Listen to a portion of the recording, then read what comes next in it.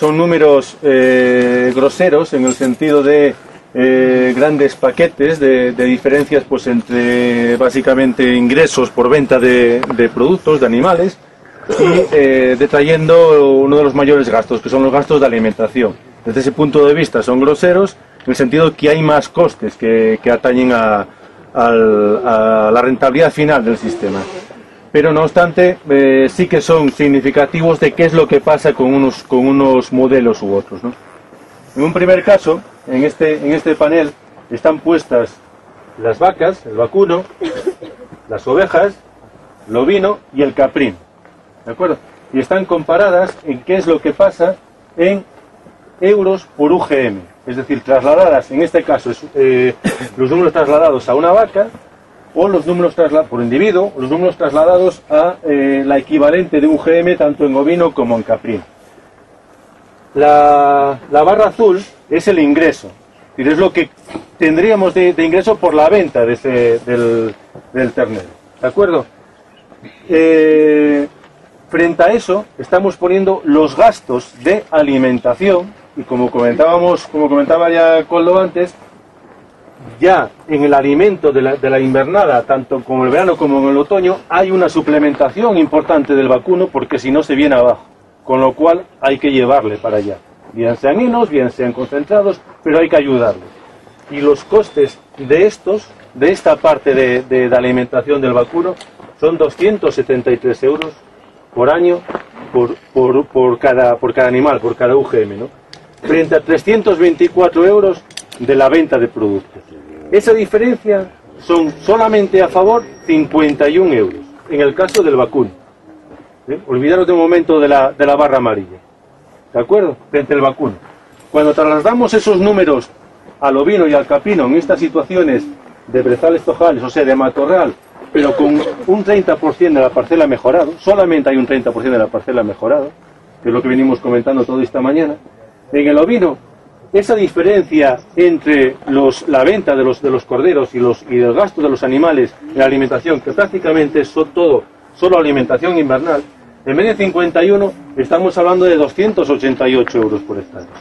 Y si lo llevamos al caprino, una diferencia entre estos dos parámetros, es decir, lo que vendemos frente a lo que gastamos en alimentación, de 323. Es decir, esto es trasladado a números lo que venimos contando desde la mañana. Y todo acaba, evidentemente, teniendo un reflejo en la economía, en los euros. Y esta es la situación a lo que nos lleva cada una de las especies que podemos manejar, ¿no? Bien, la parte amarilla, que es la que está reflejada, porque es una realidad, pero en la que no queríamos hacer tampoco demasiado hincapié, es el tema de primas.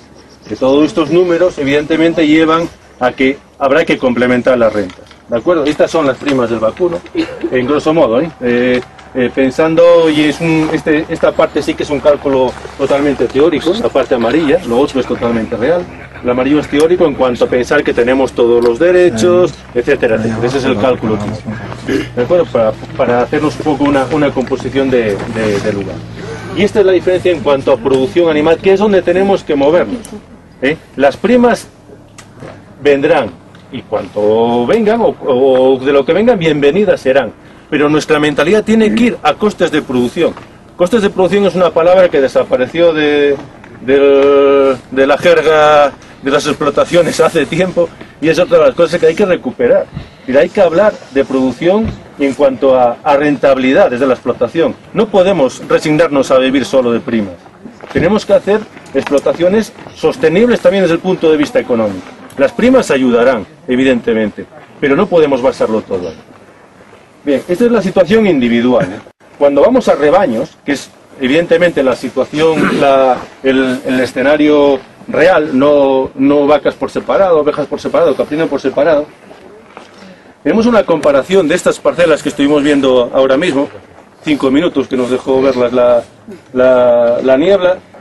Tenemos una comparación de dos tipos de rebaño.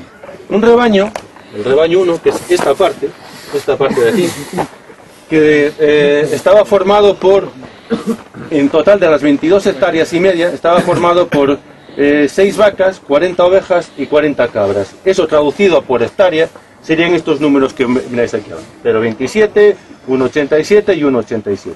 Frente a otro tipo de rebaño que solamente había, es el rebaño 2, esta parte de aquí, que solamente había ovino y caprino, que estaban formadas por, creo recordar, 150 ovejas y 75 cabras, que es la referencia que teníamos, que pudimos ver hoy aquí, ¿no? Que son estos números por hectárea, de 6,67 y de 3,33. Bien, cuando trasladamos esos números de lo que podemos vender y lo que tenemos que gastar en gastos de alimentación para ese rebaño, de esta situación de rebaño con vacuno, ovino y caprino frente a solamente el ovino y el caprino, tenemos que nuevamente la diferencia entre lo que vendemos y lo que tenemos que comprar, alimentos comprados, se sitúa en 181 euros por hectárea. En el caso del rebaño donde participa el vacuno, y eso se multiplica aproximadamente por 3 en el caso de los pequeños rumiantes. Es decir, lo que nos dice el tema de la vegetación, de cómo evoluciona, de cómo vemos los animales, de las pesadas, evidentemente se traduce al final en euros. Y esta es la diferencia. Por tanto, si trasladamos eso, que es el último panel, a un... Nada, yo tengo una curiosidad, y es por qué no comparasteis en la situación de solo vacuno, que supongo que no lo sé, pero de partida la inversión inicial cambiaría bastante, supongo, que es una cosa que echa para atrás a la gente, y luego también valorando el tema mano de obra, que no sé, por lo que yo veo la gente no se anima mucho con el ovino y el caprino por el tema mano de obra. Al final no es el mismo el manejo de un rebaño de vacas en tema de depredadores, de control de partos, de muchas cosas, que de un rebaño de ovejas y de cabras. Bueno, que no sé si tenéis algún dato sobre eso. Tocaste varias cosas. Sí. En cuanto a infraestructura, los costes de infraestructura que estamos aquí planteando son los de mejora de la pradera y los de cierres, incluido tal como lo tenemos aquí, porque era el modelo que queríamos extrapolar. Es decir, con un pastor externo, no sé si os fijasteis, espero que alguno, que no lo hayáis probado ninguno, pero que al menos lo hayáis visto, hay un cable externo al cercado. Eso es por el tema de depredadores, que es un tema conflictivo y conflictivo, pero también hasta en el vacuno. Evidentemente los pequeños rumiantes más, pero también en el vacuno. Nosotros estamos en esa faceta, y es decir, pues está Urce, que es el responsable de la finca, que lo sabe mucho mejor que yo, pero a raíz que pusimos esta infraestructura de esta forma, los daños fueron menores del tema incluso de lobos. Aquí hay problema de lobo también, ¿no? Que bueno, el tema de los daños no solo hay de lobos, hay más animales que te hacen la puñeta, ¿no? En cuanto a infraestructura, estaba comentando, si dices la infraestructura de vacuno se podría reducir, pero no una barbaridad, porque tienes que contemplar un poco eso. Es decir, sería, en vez de malla, pues meter solo cable, pero al final tienes que contemplar también pues que no te salten adentro. Entonces no creo que esa fuese una reducción muy importante. Y si contemplásemos solo el vacuno, estaríamos en esta situación.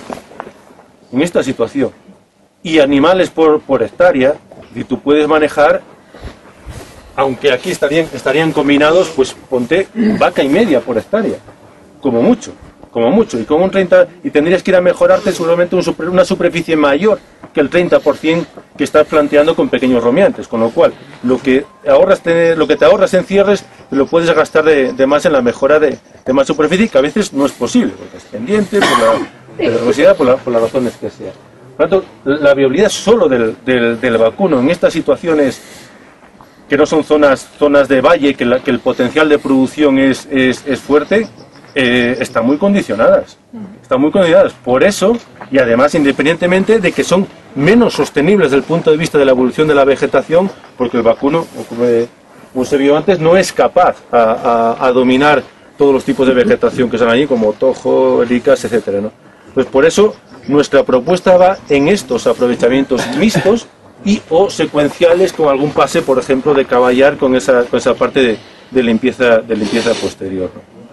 Entonces, el objetivo que buscábamos en esta última parte era plasmar en euros un poco todas esas ideas, haciendo hincapié en que es posible hacerlo, y de que, bueno, de que hay una rentabilidad detrás de estos sistemas, ¿no?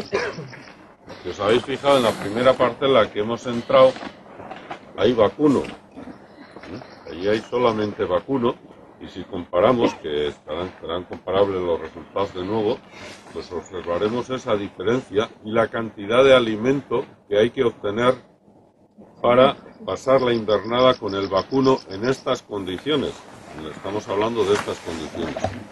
Por lo tanto, esos son unos costes de producción adicionales, todo lo que sea conservar, la necesidad de conservar más alimento, y ello se debe solamente a la propia capacidad de aprovechamiento de los recursos disponibles.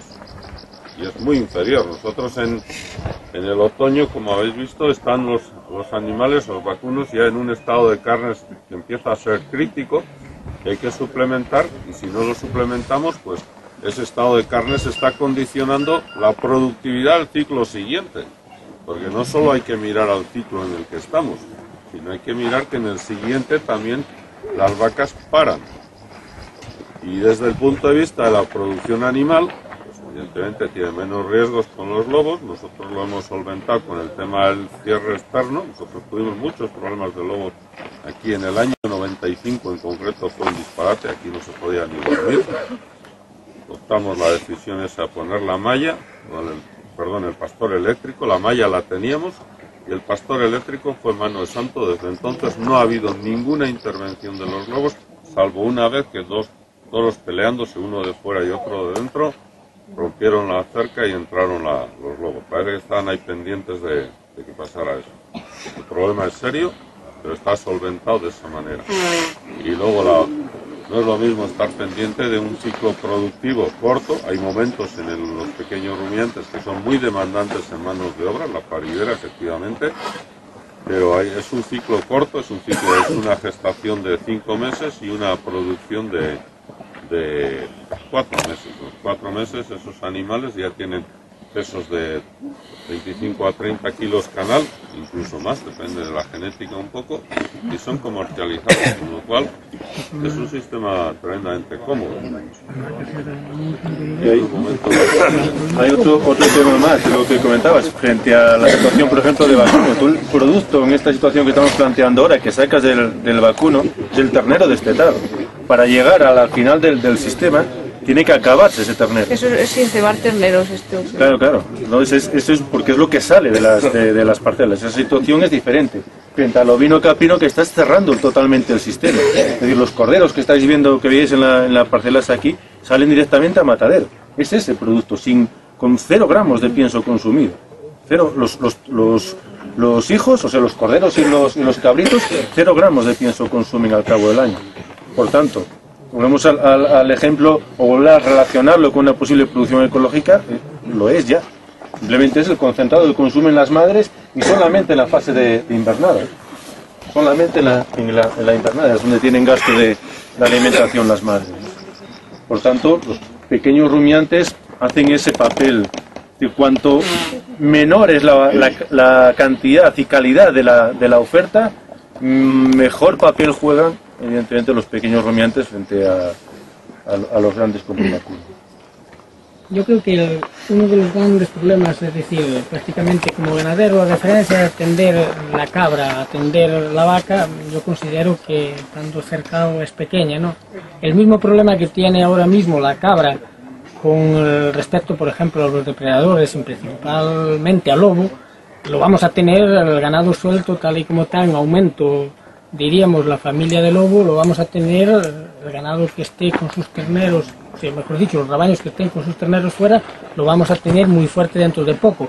¿Qué forma de defenderlo? Sería acercar, como está esta finca, para poder defender igual las vacas que la cabra.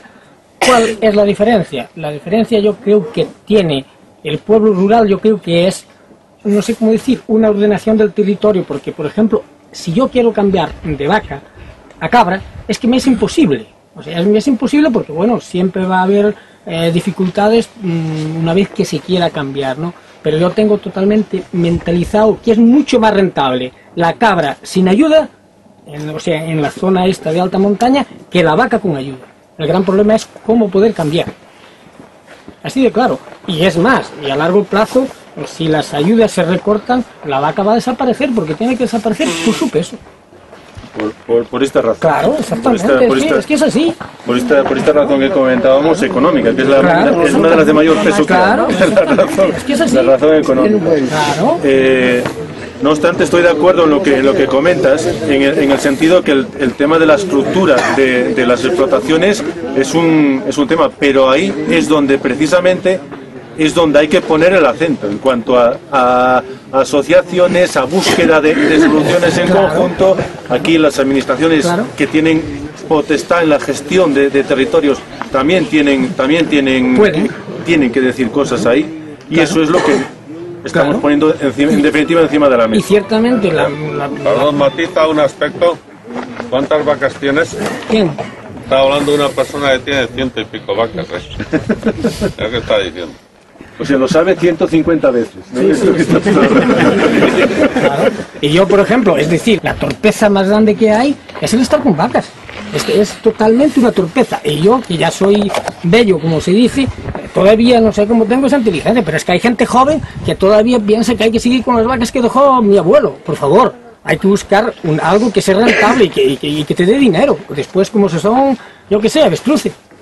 No solamente quedarse en el tema del dinero, por eso lo poníamos, evidentemente, porque puede ser así lógico al final, pero es engranar la rentabilidad con todo lo que es mantenimiento del sistema, medio ambiente, conservación de medio, etcétera. Y otra cosa que hay más, diríamos, el producir carne ecológica con cabra es totalmente fácil. El producir carne ecológica, diríamos, en esta zona con vaca es totalmente una miseria. Porque ya produce poco, echando, diríamos, algo de abono. Si no echas abono, no produces nada. Entonces, en fin. La rentabilidad baja, pero estoy en parte de acuerdo con lo que comenta.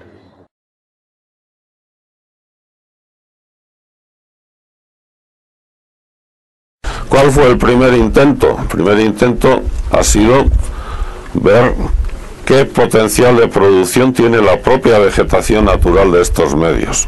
Ahí hemos visto, y lo veréis, que tenemos en esta situación, depende de las especies componentes de la vegetación.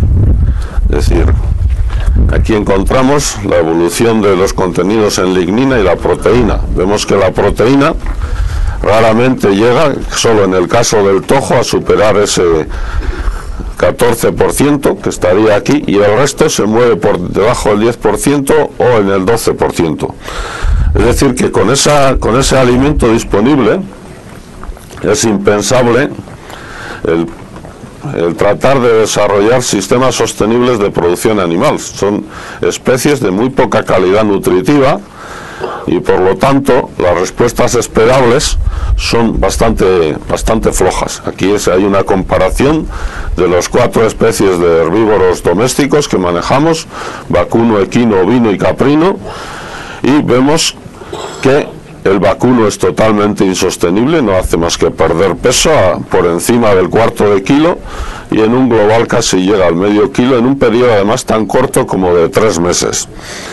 El equino se mantiene mejor y al final llega a mantenerse, el ganado caballar, pero estamos hablando de unos periodos de 96 días. Sin embargo, el ovino y el caprino, el ovino también se defiende relativamente bien, con unas pérdidas globales de 7 gramos en el conjunto en este caso son casi más de 4 meses pasados, y en el caso del caprino, que es la especie que mejor se defiende, gana esos 23 gramos día para un periodo de 126 días. Es decir, que en este medio marginal, los medios desfavorecidos, las especies que mejor se defienden es el caprino y detrás el caballar. Y la especie que peor se defiende, es el vacuno por diferencia. Hay una situación muy interesante, y nosotros tenemos el mal hábito de seguirnos por costumbres o tratar de generalizar resultados en todos los lados. Es decir, los animales tienen que ser los adecuados a las condiciones del medio. No todo vale para todos los sitios.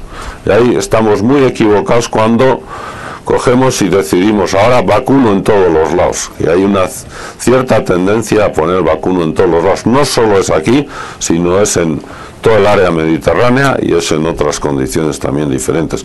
Y los animales, cada especie tiene sus características y hay que buscar cuál se adapta mejor en cada una de las condiciones. Y en estas de matorral, solamente matorral, desde luego es el caprino y el caballar las especies que mejor se adaptan. Bien, visto ese panorama, además aquí podríamos ir más lejos y ver luego cuál es el efecto de que el hecho de que el vacuno o el equino tengan cría o no tengan cría. En el caso del vacuno, el hecho de que en un sitio se maneje con cría o sin cría afecta en medio kilo. Ese dato es idéntico al obtenido en Quirós, en otras condiciones, pero la cría afecta en medio kilo. Y vemos que con cría está perdiendo casi 900 gramos al día de media en esos 3 meses y sin cría 400 gramos. Es decir, esas pérdidas, con eso no se puede desarrollar un sistema sostenible y por lo tanto hay que pensar en otro modelo de producción o en otras condiciones. En el caso del caballar se defiende bien, relativamente bien con cría, no pierde peso, y sin cría pues recupera algo de peso. Bien, visto eso y el valor económico que tiene el caballar y el valor económico que tiene el producto de cada una de las especies en el mercado, pues ¿cómo rentabilizamos el medio? Esa fue la primera pregunta que nos hicimos aquí una vez de que tanteamos y vimos la situación. Y a raíz de esa pregunta, lo que hicimos es estudiar cuánto porcentaje de la superficie disponible deberíamos de mejorar para que las producciones fueran sostenibles, fueran positivas. Y ahí hicimos distintos tanteos con las especies, pues probar un 30% del total de la superficie, un 50% o incluso el 100% en alguno de los casos. Claro, hay que ir normalmente a ver cuál es el mínimo para buscar la sostenibilidad del sistema, porque en todas las superficies de montaña la posibilidad de mejorar está muy limitada por la orografía, por las condiciones del suelo y por lo tanto cuál era el mínimo. Y se hizo esa mejora de pastos, que lo vamos a ver en otro punto, cómo se procedió a esa mejora. ¿Con qué? Con esos objetivos que hemos marcado, los objetivos específicos, el papel de los herbívoros en el control de la biomasa. Cuando hablaba de producción animal y sostenibilidad, estamos hablando también de cómo evoluciona la biodiversidad de ese medio, toda la masa vegetal. Veremos más adelante, no habrá paneles, pero en algún punto lo trataremos de ver, a ver si tenemos algo de suerte, como en aquellos puntos donde se desbrozó y se manejaron cabras, la acumulación de 5 o 6 años en materia seca solo fue de 6 toneladas. 6 toneladas de materia seca, de la cual la mitad, es decir, 3 toneladas eran de hierba. Sin embargo,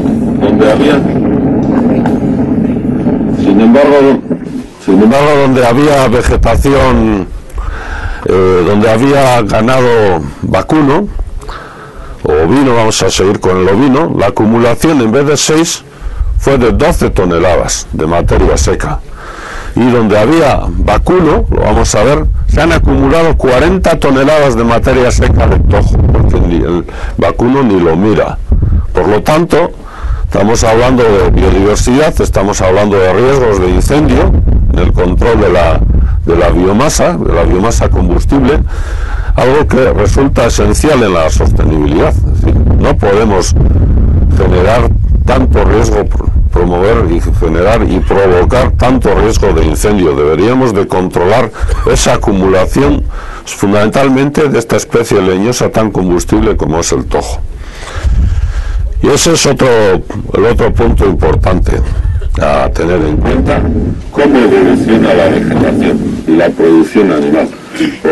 Tenemos muy mala suerte, a ver si para la tarde o despeja, podremos ver imágenes donde hemos creado verdaderos tableros de dominó, están en el documento, con la utilización del ovino y el caprino en un pastoreo secuencial, y como hemos generado un tablero de dominio, digo, porque las zonas pastadas por el caprino predomina la vegetación herbácea, y en las zonas pastadas por el ovino, y no digamos nada por el vacuno, predomina la vegetación de tojo, con esa acumulación tan importante de 12 toneladas en un caso, o incluso 40 toneladas de materia seca en el otro caso.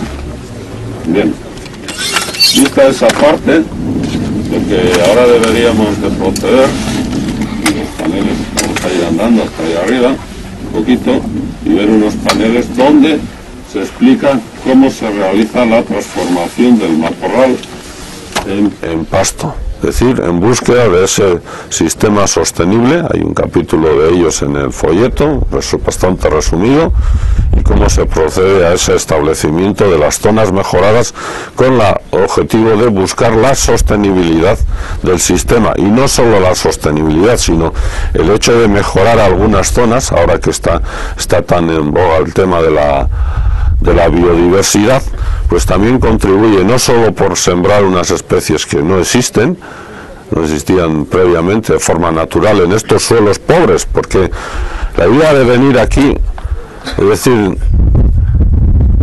salir bien a veces no es muy complicado, porque depende de dónde sea el medio, pero salir bien de un medio difícil como es este, con un pH en el suelo de 3,5, ese fue el pH del suelo aquí, por lo tanto es perfectamente explicable de que nosotros no tengamos vegetación herbácea natural apetecible, de hoja ancha, de cierta calidad nutritiva, a diferencia cuando alguien compara con resultados de Nueva Zelanda, es que está comparando otro suelo, y aquí también hay otros suelos más profundos, con más tierra, más calidad, y donde en vez de nacer este tojo que tenemos por aquí, que es el Ules europeus, el Ules Galli, perdón, pues nace el otro Ules, tojos que nosotros vemos donde hay fertilidad y donde hay suelo, que es un tojo grande.